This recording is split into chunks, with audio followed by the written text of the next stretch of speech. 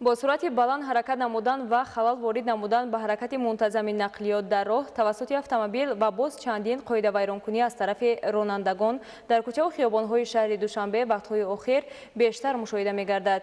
یکی از مسائلی که هنوز هم در پایتخت تشویش‌آور باقی می‌ماند این تنبشوی واسطه‌های نقلیات در راه و ایستگاه‌ها میباشد. ادامه موضوع در گزارش منوچهر سلیمان.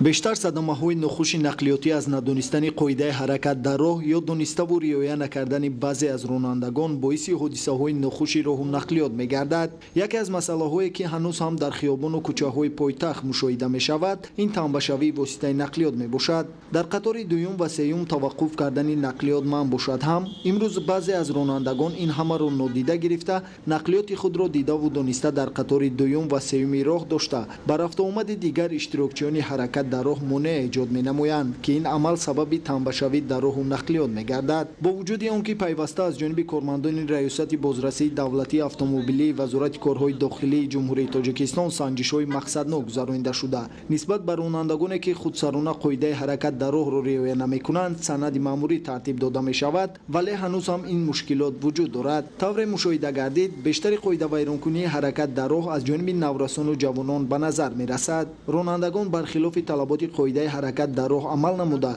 در جایهای نامعین شده در حدود چهارراه‌ها، گردش‌ها، گذرگاه‌ها برای پیاده‌گردان و در قطار دوم حرکت توقف نموده به حرکت منتظم واسطه نقلیات جمعیتی مانع پیش می‌آورند. برطرف نمودن این کمبودی‌ها تنها وظیفه کارمندان نهادهای دخلدار نبوده شهروندان مملکت را ضرور است با درک بلند مسئولیت شناسی برای حفظ سلامتی خود و دیگران در اندیشه باشند.